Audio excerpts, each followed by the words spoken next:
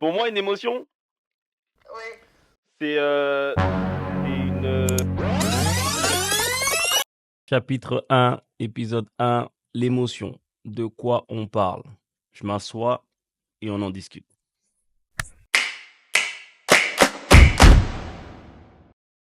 Bonsoir à tous, j'espère que vous allez bien physiquement et mentalement et bienvenue dans ce premier épisode du Salon Emo où aujourd'hui on va parler de l'émotion. Parce qu'il me semble important, avant de parler de l'intelligence émotionnelle, d'abord d'expliquer, de définir peut-être ce qu'on entend par émotion. Alors l'émotion, c'est un terme qui existe depuis le Moyen-Âge. Je suis pas le premier à en parler, je serai certainement pas le dernier à en parler. C'est un terme qui est utilisé par beaucoup de monde, beaucoup de gens en parlent, tout le monde pense savoir ce que c'est, mais personne n'arrive véritablement à la définir. Vous pouvez faire le test, demander à 5 personnes de votre entourage, voire plus, de vous définir pour eux ce que c'est qu'une émotion. Et vous allez voir que aucune ne va vous donner la même définition. Donc, aucune personne ne va vous donner la même définition qu'une autre. Mais surtout, aucune personne ne va vous donner une définition claire, concise, précise et complète de ce que c'est qu'une émotion. Et je préfère le dire tout de suite, nous non plus, dans le salon Emo non plus, on n'a pas une définition complète, une définition qui rassemble toutes les idées et toutes les sensibilités quand on parle d'émotion. Et c'est normal, et je vais vous expliquer pourquoi un petit peu par la suite. Donc voilà, en tout cas, premier épisode, donc avant de parler d'intelligence émotionnelle, il me semble intéressant d'abord de pouvoir définir le terme émotion. Alors, je vais appeler quelques personnes de mon entourage et je vais leur demander de m'expliquer ou en tout cas de me définir pour eux ce que c'est qu'une émotion. On va écouter ensemble leurs réponses et puis ensuite on va continuer. Allô, ça va? Ça va et toi? Ça va. J'ai une question rapidement là. C'est quoi pour toi la définition de émotion? C'est lié à tes sentiments Ouais. et c'est quelque chose que tu vas ressentir. Ouais. Genre la tristesse, c'est une émotion pour moi. Oui, merci, ça je savais. Mais c'est quoi la définition? C'est un sentiment que tu vas ressentir face à une situation, peu importe quelle qu'elle soit, tu vois. Un sentiment que tu vas ressentir par rapport à une situation. Ouais. Ok, Pour moi, c'est ça une émotion. ça me va. Généralement, les femmes, on ressent plus intensément les choses que les hommes. J'entends ce que tu dis. Je te laisse, vas-y, on s'attrape. Merci, hein. Vas-y, de rien. Ciao, ciao. J'ai une question. J'ai une réponse, dis-moi. C'est quoi la définition pour toi de émotion? Bonne question. Comment je peux te définir une émotion? C'est quelque chose qu'on ressent. Une émotion, c'est quelque chose que je ressens. Quand je suis énervée, quand je suis en colère, quand je suis triste, c'est mes émotions. C'est quelque chose que tu ressens. Ouais, pour moi, une émotion, c'est quelque chose que je ressens. D'accord. Je définirais comment? Pour moi, une émotion, Ouais. c'est une. Bonne question, parce que depuis tout à l'heure, je me pose la question. C'est quelque chose que tu ressens, ouais, c'est vrai, c'est quelque chose que tu ressens. Ok. Donc c'est un sentiment alors. Je crois qu'il y a une différence entre émotion et sentiment quand même. Hein. Pour toi, une émotion, c'est quelque chose que tu ressens. Mais un sentiment, c'est quoi du coup? C'est pas quelque chose que tu ressens? Un sentiment, pour moi, c'est plus un ressenti, mais affectif. Un Ouais, re- qui va évoluer, tu vois. D'accord. Et l'émotion, ça évolue pas. Non, une émotion, c'est spontané. C'est sur le coup. Je vais être en colère, là, ouais. Je vais avoir une émotion. Ok. Pour moi, être colérique, être surpris, être étonné, tout ça, moi, je le mettrais dans les émotions. Ouais. Dans les sentiments, je vais mettre les sentiments amicaux, les sentiments amoureux, tu vois. Ok. Ouais, ça s'entend. Ok, ça marche. Merci beaucoup pour ta réponse. J'ai dit, j'ai une réponse. Wesh. J'ai une question, je te dérange rapidement. Comment tu définis le mot émotion? Quelque chose que tu ne contrôles pas. Quelque chose que tu ne contrôles pas. L'émotion, c'est quelque chose que tu ne contrôles pas. C'est ton corps tout de suite qui s'occupe de ça. C'est comme je sais pas, la peur, c'est pas toi qui va faire battre ton cœur d'un coup. C'est à la seconde, tu vois. Ok, ouais, je vois ce que tu veux dire. C'est un truc qui se passe dans ton corps que tu contrôles pas, quoi. Voilà, exactement. Ok. Mais du coup, ça sert à quoi une émotion? Enfin, c'est quoi le but? Ça sert au corps à s'adapter à une situation. Bien vu. Ta réponse est intéressante. Comme vous pouvez le voir, aucun d'entre eux n'a une définition qui est très très claire. Aucun d'entre eux n'a une définition qui est concise, qui est complète. Et encore une fois, c'est tout à fait normal. L'émotion, c'est un terme qui existe depuis le Moyen-Âge. Et finalement, les chercheurs, les professeurs, les médecins, les psychologues, les thérapeutes, tous ceux qui vont vous parler d'émotion vont vous donner une définition qui correspond à leur vision, donc de leur métier. Mais aucune définition ne va être complète puisque chacun va aborder l'émotion selon un angle particulier qui correspond finalement à la vision. Et ça va être la même chose pour le salon Emo. Donc on va vous donner une définition, en tout cas je vais vous donner une définition et je vous invite en commentaire à me donner aussi vos définitions, en tout cas ce que vous entendez par émotion. C'est un espace d'échange, c'est un espace de partage. Donc n'hésitez pas, on est là pour discuter, pour justement essayer ensemble de pouvoir se rapprocher le plus de la vérité qui concerne l'émotion. Quand je fais des recherches sur Internet notamment et dans des dictionnaires, là aussi c'est tout sauf très clair. Certaines définitions parlent de trouble ou d'agitation. Mais est-ce que cette personne vous semble vraiment troublée? Est-ce qu'elle vous semble vraiment agitée? Donc est-ce que ça, ce n'est pas de l'émotion? Je suis pas convaincu. D'autres définitions vont vous parler de réaction affective. Pour d'autres, il va s'agir d'une expérience psychologique. Et au niveau de l'intensité, là non plus, tout le monde n'est pas vraiment d'accord. Il y a certaines définitions qui vont estimer qu'une émotion, c'est quelque chose de passager et finalement de relativement peu intense. Et il y a d'autres définitions qui vont estimer qu'une émotion, c'est quelque chose d'une grande intensité. D'autres définitions qui vont parler de l'émotion comme étant quelque chose de semblable à un sentiment. Est-ce que c'est la même chose? Est-ce que le sentiment, c'est une émotion? Est-ce que l'émotion, c'est un sentiment? Est-ce que l'un est inclus dans l'autre? Qu'est-ce qui distingue l'émotion d'une humeur? Est-ce que c'est la même chose qu'un tempérament? Tout ça pour vous expliquer vraiment que l'émotion, c'est un phénomène aujourd'hui dont la définition n'est pas claire aux yeux de tout le monde. D'où d'ailleurs l'idée d'avoir cette chaîne, ou en tout cas ce concept, le Salon Emo, pour qu'ensemble on puisse essayer d'en savoir un peu plus. Si ce contenu vous intéresse, n'hésitez pas à liker et à vous abonner. Bref, pourquoi est-ce que c'est si difficile à définir finalement?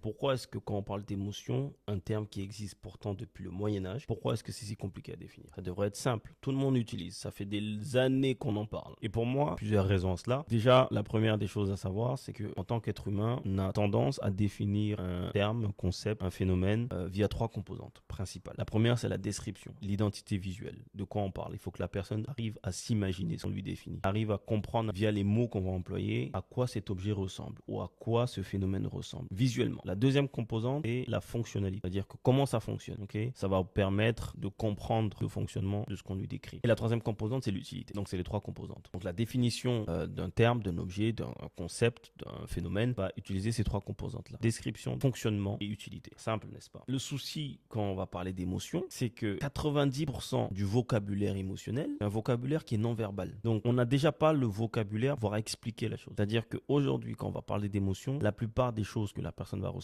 c'est des choses que la personne va ressentir à l'intérieur. Et la plupart des gestes que la personne va faire, c'est des gestes qui vont être subtils, ou c'est des gestes qui peuvent être, alors pour les plus évidents, oui, les larmes, le rire, etc. Mais ça, ce n'est qu'une petite partie du répertoire émotionnel. Ce qui veut dire qu'aujourd'hui, on veut parler d'émotion, mais comment arriver à décrire un phénomène qu'on ne visualise même pas? Vous voyez ce que je veux dire? Donc là, c'est une première difficulté pour définir l'émotion. La deuxième difficulté, c'est qu'on ne comprend pas le fonctionnement de l'émotion. Encore une fois, c'est quelque chose qui se passe en interne. Aujourd'hui, qui est capable de me dire toutes les émotions qu'il ressent, comment ça fonctionne à l'intérieur? Donc, on a déjà encore du chemin à faire sur la compréhension du fonctionnement de l'émotion. Et le troisième point, c'est l'utilité. Aujourd'hui, je suis même pas sûr que toutes les personnes savent qu'une émotion, c'est quelque chose d'utile. Parce que s'il y a des gens qui s'interdisent, ou s'il y a des gens qui réfrènent, qui refusent de ressentir certaines choses, c'est qu'ils ne savent pas que c'est utile.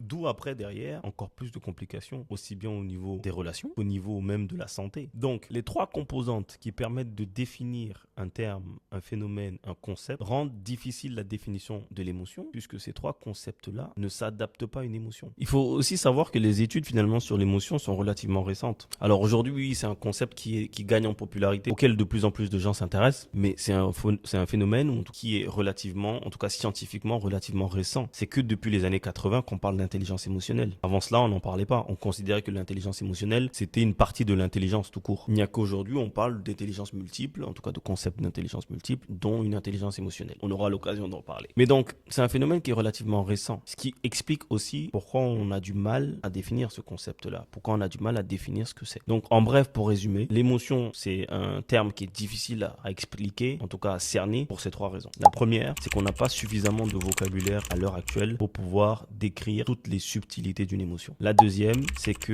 on n'a pas suffisamment observé scientifiquement l'émotion à l'heure actuelle pour pouvoir en saisir son fonctionnement complet. Et la troisième, c'est qu'aujourd'hui, la majorité des gens ne connaissent pas l'utilité d'une émotion. Ils ne savent pas que c'est quelque chose d'utile. Donc finalement, comment définir un concept où on manque de vocabulaire, qu'on n'observe pas suffisamment et dont on ne saisit pas l'utilité? Ça tombe bien, puisque c'est justement le but du Salon Emo. Une autre des raisons qui explique pour moi pourquoi est-ce qu'il y a une telle différence dans les explications, en tout cas dans les définitions définition de l'émotion, notre sensibilité qui est différente. On est différent. Même si l'émotion, c'est un concept qui est commun à l'ensemble du règne animal, que ce soit des êtres humains, des animaux domestiques, des animaux sauvages, l'ensemble du règne animal va ressentir des émotions. Les animaux vont être tristes, ils vont être contents, vont être excités, vont être énervés, les enfants et les adultes. Chez les deux premiers, donc chez les animaux et chez les enfants, la plupart du temps, 90% du temps, leurs actions sont étroitement liées à leurs émotions sur le moment. Il n'y a finalement que chez l'être humain qu'on constate la plus grande anomalie du règne animal. Des actions qui sont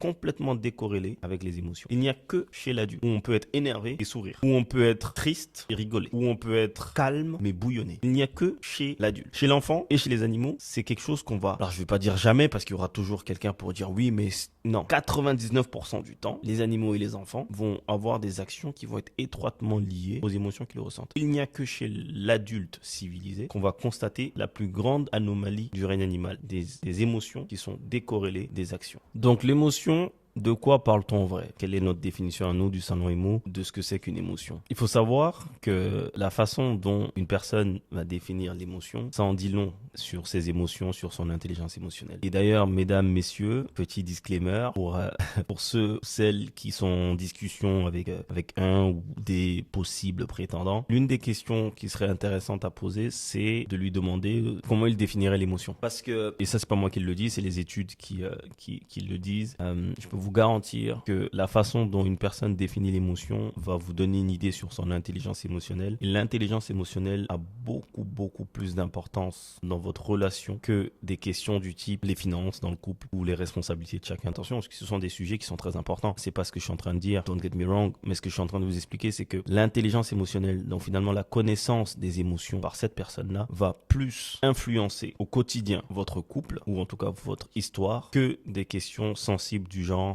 les finances, le système de croyances, les habitudes, etc., etc. Donc, je vous invite, pour ceux et celles qui sont en discussion avec des prétendants ou des prétendantes, je vous invite à leur poser la question. Qu'est-ce que c'est que l'émotion pour eux?